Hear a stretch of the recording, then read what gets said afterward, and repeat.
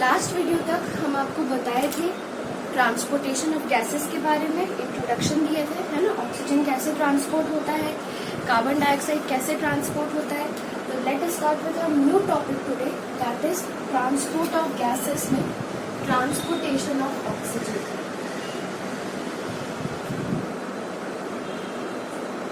Transportation of oxygen, ठीक है। चलिए, तो ये जो आपका ऑक्सीजन होता है, हम बताए थे आपको 97% जो होता है it is transported in the form of oxyhaemoglobin and 3% is transported in dissolved form in plasma, ठीक है। डिसॉल्विंग का कैपेसिटी, डिफ्यूजन का कैपेसिटी ऑक्सीजन का कम रहता है, इसलिए सिर्फ 3% ही ऐसे ट्रांसपोर्ट होता है ना। इसमें कुछ पढ़ने की बात नहीं है, हमको पढ़ना है ऑक्सीहीमोग्लोबिन के बारे में, है ना। तो लेट अस स्टार्ट कि हीमोग्लोबिन से ऑक्सीजन का ट्रांसपोर्ट कैसे, हीमोग्लोबिन से ऑक्सीजन का ट्रांसपोर्ट कैसे होता है। तो क्या होता है कि एक मॉलिक्यूल ऑफ हीमोग्लोबिन, हीमोग्लोबिन को हम Hb से भी डिनोट करते हैं, लेकिन आप टोटल लिखेंगे, it can combine with 4 molecules of oxygen. अगर वो पूरी तरह से सैचुरेटेड है, ये मॉलिक्यूल ऑफ हीमोग्लोबिन मतलब कि पूरी तरह से अपने फुल कैपेसिटी में ऑक्सीजन का ट्रांसपोर्टेशन कर रहा है, तो it can carry up to 4 molecules of oxygen, ठीक। ये मिलकर के बनाता है आपका ऑक्सीहीम, है ना। तो अब आपको जो पढ़ना है, हम देखते हैं कि which are the factors that are responsible for binding of oxygen with haemoglobin. उसके पहले हम एक कर्व के बारे में पढ़ेंगे, है ना। हम एक कर्व के बारे में पढ़ेंगे जिसको हम बोलते हैं ऑक्सीजन हीमोग्लोबिन डिसोसिएशन कर्व, जिसको हम बोलते हैं oxygen haemoglobin dissociation curve.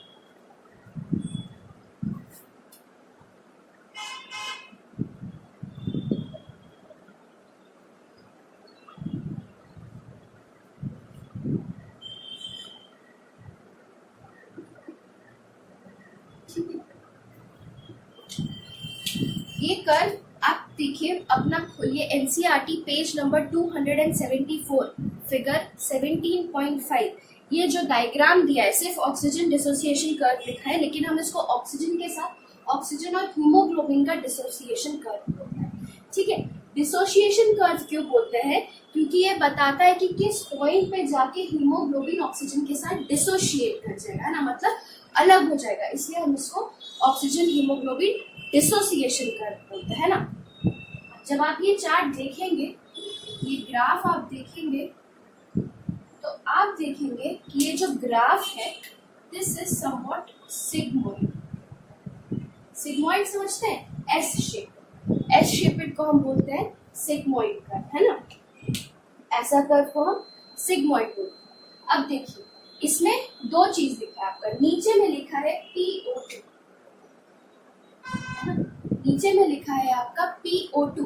PO2 मतलब क्या? पार्शियल प्रेशर ऑफ ऑक्सीजन, है ना। यहाँ पे पार्शियल प्रेशर ऑफ ऑक्सीजन कितना है, ठीक।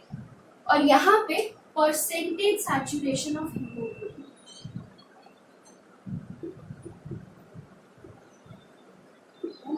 परसेंटेज सैचुरेशन ऑफ हीमोग्लोबिन कहने का क्या मतलब है कि कितना पार्शियल प्रेशर ऑफ ऑक्सीजन होगा तो कितना % ऑफ हीमोग्लोबिन ऑक्सीजन के साथ कंबाइन करता है ना। हम मान लेते हैं आपके ब्लड में ऑक्सीजन का पार्शियल प्रेशर 10% है, तो कुछ अमाउंट ऑफ हीमोग्लोबिन ऑक्सीजन के साथ, उस ऑक्सीजन के साथ कंबाइन करेगा, है ना। 10 से 20 हो गया आपका पार्शियल प्रेशर, तो थोड़ा और हीमोग्लोबिन कंबाइन करेगा, 50 हो गया और हीमोग्लोबिन कंबाइन करेगा, है ना। जब 100 होगा तो जितना भी हीमोग्लोबिन है वो आपका जितना भी बॉडी में हीमोग्लोबिन है सब का सब आपका ऑक्सीजन के साथ कंबाइन कर जाएगा, है ना। तो परसेंटेज सैचुरेशन ऑफ हीमोग्लोबिन या ऑक्सीजन डिसोसिएशन हीमोग्लोबिन कर्व हमको क्या बताता है कि कितना पार्शियल प्रेशर ऑफ ऑक्सीजन में कितना % ऑफ हीमोग्लोबिन ऑक्सीजन के साथ बाइंडेड रहेगा। है ना। तो आप देखिए हम ग्राफ के पीछे से चलते हैं, है ना, हम चलते हैं ग्राफ के पीछे से। ग्राफ के जब हम पीछे से चलेंगे तो आप देखिए ये जो पॉइंट है ना, अब देखिए आपके बॉडी में एक लेवल ऑफ हीमोग्लोबिन है ना, कांस्टेंट अमाउंट ऑफ हीमोग्लोबिन है। इस हीमोग्लोबिन से ज्यादा आपका लेवल नहीं बढ़ सकता, ठीक। तो जब तो जितना भी हीमोग्लोबिन आपके बॉडी में है, अगर आपका पार्शियल प्रेशर ऑफ ऑक्सीजन 100 रहेगा, है ना, तो परसेंटेज सैचुरेशन भी आपका कितना रहेगा, 100% रहेगा। मतलब जब PO2 हमारे बॉडी में 100 के करीब रहेगा, तब कितना सारा हीमोग्लोबिन ऑक्सीजन के साथ बाइंडेड रहेगा, 100%, सारा का सारा हीमोग्लोबिन ऑक्सीजन के साथ बाइंडेड रहेगा, ठीक। अब आप देखिए नेक्स्ट में जब हम 90 पे आते हैं, आपके बुक में देखिएगा, है ना, जब हम 90 पे आते हैं, हम मानते हैं ये पोजीशन जो है ये पार्शियल प्रेशर 90 को डिपेंड करता है ना। जब हम 90 पे आते हैं तभी भी आपका परसेंट सैचुरेशन लगभग कितना है, 100 ही है ना। This is of very important thing, है ना, ये बहुत इंपॉर्टेंट चीज है, आप ध्यान से समझिएगा। जब 100% था आपका पार्शियल प्रेशर ऑफ ऑक्सीजन, तभी भी आपका हीमोग्लोबिन का सैचुरेशन, सारा का सारा हीमोग्लोबिन ऑक्सीजन के साथ बाइंडेड था, सारा का सारा हीमोग्लोबिन ऑक्सीजन के साथ सैचुरेटेड था। जब ये घट करके 90 के करीब आया, जब पार्शियल प्रेशर ऑफ ऑक्सीजन घट के 90 के करीब आया, तभी भी लगभग कितना हीमोग्लोबिन ऑक्सीजन के साथ बाइंडेड है, तभी भी देखिए आप अपने बुक में, तभी भी लगभग 100% हीमोग्लोबिन ऑक्सीजन के साथ बाइंडेड है ना।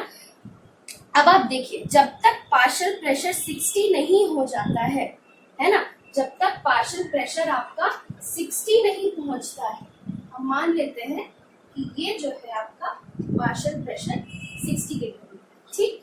जब तक आपका पार्शियल प्रेशर 60 नहीं पहुंचता है, 60 पहुंचने के बाद भी जो परसेंटेज सैचुरेशन है वो सिर्फ 10% से ही घटता है। आप देखो जहाँ पे 90 है आपका, है ना, वो कहाँ पे मिल रहा है आपको, पार्शियल प्रेशर 60 पे मिल रहा है। मतलब कि 40 यूनिट से आपका पार्शियल प्रेशर ऑफ ऑक्सीजन घट गया, पर आपका सैचुरेशन ऑफ हीमोग्लोबिन का ऑक्सीजन के साथ कितना घटा, सिर्फ 10% ही घटा। इसका मतलब क्या है, इसका सिग्निफिकेंस क्या है, इसका सिग्निफिकेंस ये है बाबू कि जब आप एक्सरसाइज करते हैं ना, आपके बॉडी को ज्यादा ऑक्सीजन चाहिए होता है, या आपको थोड़ा सा एनवायरनमेंट में ऑक्सीजन कम हो गया, एनवायरनमेंट में ऑक्सीजन कम होने की वजह से क्या हुआ, आपका ब्लड में ऑक्सीजन घट जाएगा, क्योंकि एनवायरनमेंट में कम है तो ब्लड में भी कम ऑक्सीजन जाएगा।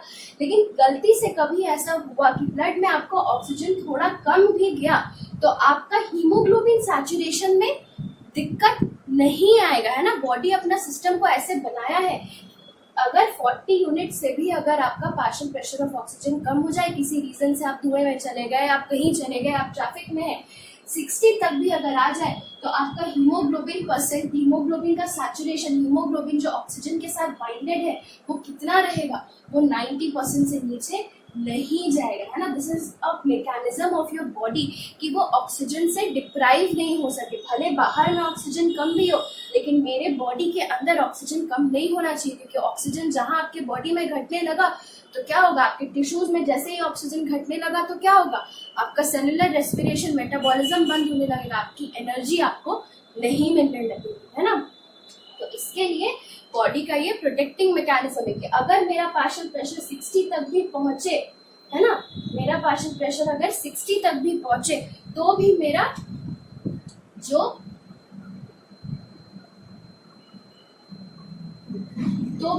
परसेंटेज सैचुरेशन ऑफ हीमोग्लोबिन है वो कितना रहेगा, वो 90 से नीचे नहीं जाएगा। लेकिन अगर अब इसके नीचे फॉल किया तो देखो there will be a rapid decline. ये फेज देखो थोड़ा स्टेडी है ना, ये ज्यादा चढ़ान नहीं है ना ज्यादा उतार है, यहाँ तक। इसके नीचे अगर इस ग्राफ की अगर 60 से नीचे और पार्शियल प्रेशर दिया, देखो देयर इज अ बहुत एकदम स्टीप डिक्लाइन है, एकदम तुरंत से आपका परसेंटेज सैचुरेशन ऑफ हीमोग्लोबिन घटने लगेगा। मतलब अगर 60 के नीचे गया आपका पार्शियल प्रेशर, तब आप खतरे में, है ना। इससे नीचे अब आपका हीमोग्लोबिन का सैचुरेशन एकदम जल्दी घटने लगेगा। जितना धीरे यहाँ पे घटा, अब यहाँ पे ये इतना जल्दी घटने लगेगा। तो देखो 60 से लेकर के जैसे ही आपका 40 तक आता है और 20 तक आता है, आपका 20 पहुंचते पहुंचते तक, है ना, 20 पहुंचते पहुंचते तक आपका सब ये कितना हो जाता है, सिर्फ 40 यूनिट। यहाँ पे भी 40 यूनिट से घटा, लेकिन सिर्फ 10% का चेंज आया। लेकिन अब जो यहाँ 40 यूनिट से घटेगा 60 से लेकर 20 के बीच में, अब जो ये पार्शियल प्रेशर का 40 का चेंज आएगा, आपका सीधे सीधे दिस विल रीच टू 30%। आप देख रहे हैं कि जब स्टार्टिंग का 100 से लेकर के 60 तक 40 का पार्शियल प्रेशर चेंज आया, 40 का पार्शियल प्रेशर ऑफ ऑक्सीजन में चेंज आया, तो सैचुरेशन हीमोग्लोबिन विद एसोसिएशन सिर्फ 10% से डिफर किया। लेकिन जैसे ही 60 और 20 के बीच में और 40 ही यूनिट्स नीचे गया, यहाँ पे कितना डिफरेंस आ गया देख रहे हैं, यहाँ पे आपका 50% का डिफरेंस आ गया। मतलब ये वाला 40% जो होगा, दिस इज वेरी क्रिटिकल। यहाँ जैसे ही 40% घटेगा, ऑक्सीजन और हीमोग्लोबिन का जो सैचुरेशन है ये 50% से घट जाएगा, है ना। तो और उसके बाद फिर this is your oxygen haemoglobin dissociation curve. ये हमको क्या बताता है कि कितना पार्शियल प्रेशर ऑफ ऑक्सीजन में कितना % ऑफ हीमोग्लोबिन ऑक्सीजन के साथ बाइंडेड रहेगा, है ना। याद रखना, यहाँ तक प्रोटेक्टिंग मैकेनिज्म है बॉडी का, लेकिन इससे नीचे गया तो बॉडी अपने आप को प्रोटेक्ट नहीं कर पाएगा। ठीक, this is oxygen haemoglobin dissociation curve and this is very important. ठीक है, अब आप नेक्स्ट हेडिंग लीजिए, factors affecting this oxygen haemoglobin dissociation curve. ऐसा कौन कौन सा फैक्टर है जो हमारे इस ऑक्सीजन हीमोग्लोबिन डिसोसिएशन कर्व को अफेक्ट करता है। ठीक है, तो हम लोग फैक्टर्स देखते हैं। सबसे पहले हम लोग देखेंगे ऐसा कौन कौन सा फैक्टर्स है जो आपका ये हीमोग्लोबिन डिसोसिएशन कर्व को राइट की तरफ शिफ्ट करते हैं। राइट की तरफ शिफ्ट करना मतलब समझ रहे, मतलब कुछ ऐसा।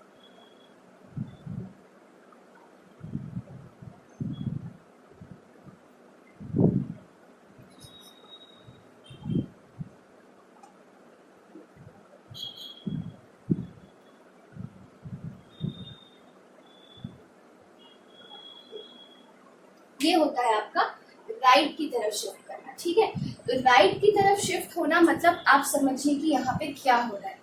ध्यान से देखिए, अभी तक आपका 90% सैचुरेशन है ना, this is 90% saturation of haemoglobin. ये जो लेवल है, इस साइड में हम सैचुरेशन ऑफ हीमोग्लोबिन देख रहे हैं, तो इस साइड में आप देखिए 90% सैचुरेशन पहुंचने के लिए नॉर्मल कंडीशंस में आपको 60 PO2 चाहिए था। लेकिन अगर किसी वजह से ये ग्राफ राइट शिफ्ट कर गया तो क्या होगा, इसी 90% सैचुरेशन को पहुंचाने के लिए आपका PO2 60 से ज्यादा होना पड़ेगा, है ना। मतलब किसी कंडीशन में अगर आपका परसेंट सैचुरेशन 90 पहुंचाने के लिए PO2 60 से ज्यादा लग रहा है, तो हम कहेंगे कि ये जो ऑक्सीजन डिसोसिएशन कर्व है ये राइट की तरफ से शिफ्ट कर गया। फिर से समझिए, नॉर्मली क्या हो रहा है, 90% सैचुरेशन ऑफ हीमोग्लोबिन पहुंचाने के लिए हमको 60 PO2 चाहिए, है ना। किसी रीजन से, किसी वजह से अगर ये 90% पहुंचाने के लिए आपका PCO2 60 ना हो के उससे ज्यादा होना पड़े, मतलब 60 जहाँ पे PO2 है वहां पे आपका 90 से कम सैचुरेशन हो रहा है, और 90 पहुंचाने के लिए आपको 60 से आगे बढ़ना पड़ेगा, तो क्या होगा, तब हम बोलेंगे कि ये जो मेरा ग्राफ है ऑक्सीजन हीमोग्लोबिन डिसोसिएशन कर्व जो है उसको राइट की तरफ शिफ्ट करना पड़ेगा।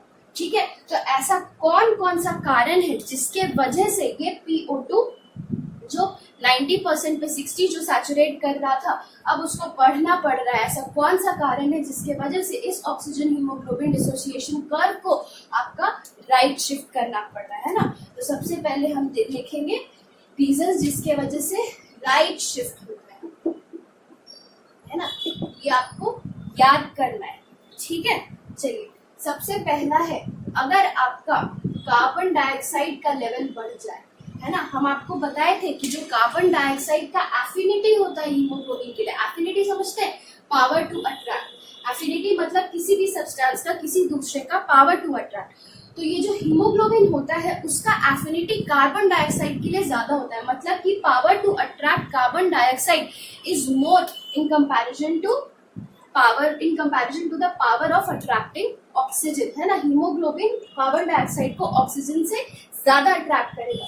इसके चलते अगर मान लीजिए कि यहाँ ऑक्सीजन का पार्शियल प्रेशर है तो कुछ कार्बन डाइऑक्साइड का भी पार्शियल प्रेशर होगा आपके ब्लड में। किसी रीजन से कार्बन डाइऑक्साइड का पार्शियल प्रेशर बढ़ जाता है, तो कार्बन डाइऑक्साइड का पार्शियल प्रेशर बढ़ेगा तो क्या होगा, हीमोग्लोबिन लालच में आएगा, ऑक्सीजन को छोड़ के वो कार्बन डाइऑक्साइड के साथ बाइंड करने लग जाएगा, है ना। तो जैसे ही ये जो हीमोग्लोबिन अभी तक ऑक्सीजन के साथ बाइंड किया था, कार्बन डाइऑक्साइड के बढ़ने की वजह से ये ऑक्सीजन को छोड़ के कार्बन डाइऑक्साइड के साथ बाइंड करने लग जाएगा। तो क्या होगा, अब ज्यादा हमको और ऑक्सीजन देगा, उतना ही हमको और ज्यादा ऑक्सीजन देना पड़ेगा, और ज्यादा PO2 बढ़ाना पड़ेगा ताकि मेरा इतना लेवल ऑफ सैचुरेशन पहुंच पाए, क्योंकि इतना था कार्बन डाइऑक्साइड दिया तो ये ऑक्सीजन को छोड़ के कार्बन डाइऑक्साइड के साथ बाइंड कर गया। तो जब भी आपका कार्बन डाइऑक्साइड बढ़ेगा, है ना, तो सैचुरेशन ऑफ हीमोग्लोबिन घटेगा। सैचुरेशन ऑफ हीमोग्लोबिन घटेगा तो मेरा कर्व किधर शिफ्ट करेगा, राइट की तरफ शिफ्ट करेगा, है ना। ठीक है, नेक्स्ट आपका होता है इंक्रीज इन H+ आयन, जिसको कि हम डिक्रीज इन pH भी कह सकते हैं। आपको पता है H+ या फिर प्रोटॉन का बढ़ना, H+ आयन या प्रोटॉन का बढ़ना मतलब कि किसी भी सब्सटेंस का ज्यादा एसिडिक होना, है ना। और एसिडिक होना मतलब कि pH का घटना, ठीक है। तो कभी भी जब ब्लड की एसिडिटी बढ़ जाएगी, एसिडिटी ब्लड की बढ़ेगी, या H+ आयन बढ़ेगा या pH इसका घटेगा, तब क्या होगा, फिर से ये हीमोग्लोबिन डिसोसिएशन कर राइट की तरफ शिफ्ट करेगा, है ना। जब हम आपको कार्बन डाइऑक्साइड का ट्रांसपोर्टेशन पढ़ाएंगे तब हम बताएंगे कि H+ के चलते ऐसा क्यों होता है, ठीक है। नेक्स्ट, अब नॉर्मल सी बात है, राइट और क्यों शिफ्ट कर सकता है, किसी रीजन से अगर ब्लड का पार्शियल प्रेशर ऑफ ऑक्सीजन कम हो जाए, है ना, CO2 बढ़ा तो क्या हुआ, पार्शियल प्रेशर ऑफ ऑक्सीजन घट गया। इसी तरह से किसी और रीजन से अगर हम मान लेते हैं कि पार्शियल प्रेशर ऑफ ऑक्सीजन आपका ब्लड में घटने लगे तो क्या होगा, तो भी ऑक्सीजन हीमोग्लोबिन डिसोसिएशन जो राइट की तरफ शिफ्ट करेगा, है ना। तो यहाँ पे थर्ड आपका कॉज हो गया कि ऑक्सीजन का PO2 किसी वजह से आपके बॉडी में घट जाना, ठीक है। फोर्थ आपका होता है हाई टेम्परेचर। अगर आपके बॉडी में टेम्परेचर बढ़ने लगे तो भी आपका हीमोग्लोबिन का ऑक्सीजन के साथ डिसोसिएशन चालू हो जाता है, ठीक। एंड लास्ट इज एक सब्सटेंस होता है जिसको कि हम बोलते हैं diphosphoglyceric acid, DPGA, diphosphoglyceric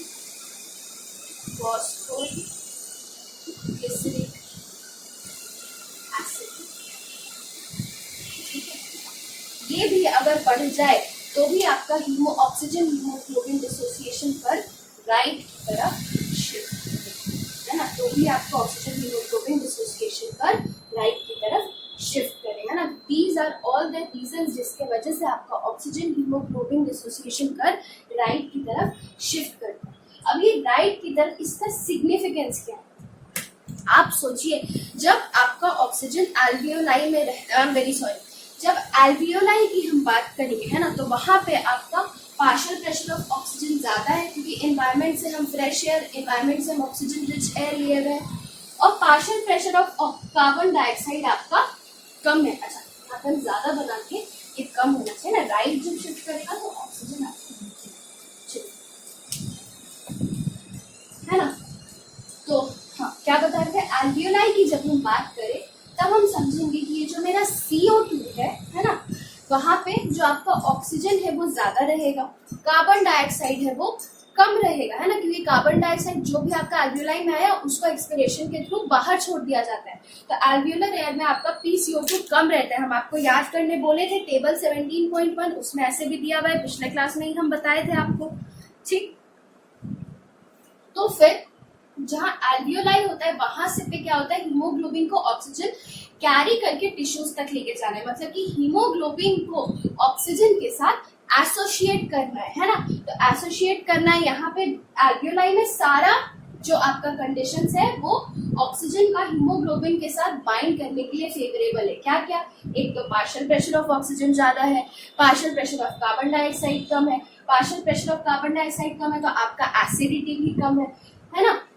temperature भी एनवायरमेंटल टेम्परेचर है, जिसके वजह से क्या होता है कि आपका ऑक्सीजन हीमोग्लोबिन के साथ काफी अच्छे से बाइंड करता है। ठीक, अब ये ऑक्सी हीमोग्लोबिन बाइंड करके बन गया, हीमोग्लोबिन ऑक्सीजन के साथ कंबाइन किया, ऑक्सी हीमोग्लोबिन बना लिया। ऑक्सी हीमोग्लोबिन बनाए, ये आपके टिश्यूज तक पहुंचा। टिश्यूज तक जब पहुंचा तो अब आप सोचिए, जहां टिश्यूज तक पहुंचा तो टिश्यूज में आपका ब्लड में ऑक्सीजन यूजअप होना स्टार्ट हो गया। ऑक्सीजन यूजअप होना स्टार्ट हुआ तो क्या हुआ, आपका ऑक्सीजन का लेवल घटने लग गया। ऑक्सीजन का लेवल घटने लग गया और टिश्यूज ऑक्सीजन यूज करके क्या बनाने लग गए, कार्बन डाइऑक्साइड बनाने लग गए। कार्बन डाइऑक्साइड का लेवल बढ़ने लग गया। कार्बन डाइऑक्साइड का लेवल बढ़ने लग गया तो एसिडिटी बढ़ने लग गई। हम आपको बाद में समझाएंगे ऐसा क्यों होता है ना। टेम्परेचर बॉडी के अंदर है, टेम्परेचर मेटाबॉलिज्म हो रहा है, हीट का प्रोडक्शन होगा, टेम्परेचर बढ़ने लगेगा। ये सब चीज के चलते क्या होगा कि ये जो अब जो ऑक्सीजन के साथ ये जो ऑक्सी हीमोग्लोबिन बना था ना, जो हीमोग्लोबिन ऑक्सीजन के साथ बाइंडेड था, ये अब उस ऑक्सीजन को छोड़ने लगेगा। छोड़ने की वजह से क्या होगा, जैसे ही ये छोड़ेगा तो टिश्यूज उस ऑक्सीजन को टेकअप कर लेगा। मतलब आप समझ रहे हैं, आप देखिए सारा सिचुएशन आपके बॉडी के फिजियोलॉजी में है ना।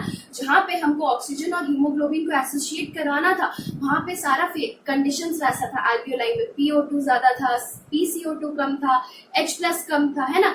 और जहाँ टिश्यूज में हमको हीमोग्लोबिन और ऑक्सीजन को अलग कराना है ताकि हीमोग्लोबिन ऑक्सीजन को छोड़े और फिर हमारा जो बॉडी का सेल्स है वो ऑक्सीजन को पिकअप करे, तो उसके लिए हमको ऑक्सीजन और हीमोग्लोबिन का डिसोसिएशन करवाना था। तो डिसोसिएशन कराने के लिए वहां पे वही सिचुएशंस मौजूद है। क्या क्या मौजूद है, आपका CO2 हाई हो गया, H+ हाई हो गया और PO2 कम हो गया, है ना। टेम्परेचर बढ़ गया। इसके चलते आपका टिश्यूज के तरफ आपका डिसोसिएशन होने लगता है ना। तो इस साइड का जो आप ग्राफ देख रहे हैं, ये आपका हम बोल सकते हैं एल्वियोलाई में ये कंडीशन प्रेजेंट होता है ना। और यहाँ पे जो आप ग्राफ देख रहे हैं इस साइड का ग्राफ, ये आपका टिश्यूज में प्रेजेंट होता है, just like the ones which we need in our body, है ना। तो ये आपका था ऑक्सीजन हीमोग्लोबिन डिसोसिएशन कर्व। क्यों राइट शिफ्ट करता है, लेफ्ट शिफ्ट करने का सारा उल्टा हो जाएगा, है ना। CO2 कम, H+ कम, pH बढ़ जाएगा, एसिडिटी घट जाएगा, PCO2 बढ़ जाएगा, है ना। PO2 I am very sorry,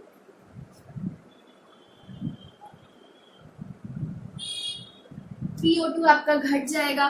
temperature, यहाँ पे हमको टेम्परेचर लिखना है, टेम्परेचर आपका घट जाएगा, DPGA घट जाएगा। इसका जस्ट अगर सारा कंडीशंस उल्टा हुआ तो आपका वो क्या करेगा, लेफ्ट शिफ्ट करेगा ना। तो लेफ्ट शिफ्ट करने का भी रीजंस लिख लेना, ठीक है। इसके आगे हम नेक्स्ट वीडियो में बताएंगे। लेफ्ट शिफ्ट करने का भी आप रीजंस लिख लीजिएगा जैसे आप राइट शिफ्ट करने का लिखे। ऑक्सीजन हीमोग्लोबिन डिसोसिएशन का अगर नहीं समझ आया हो, मेरे को आप पर्सनल मैसेज करके पूछ सकते हैं, ठीक है। इसके आगे हम नेक्स्ट वीडियो में बताएंगे।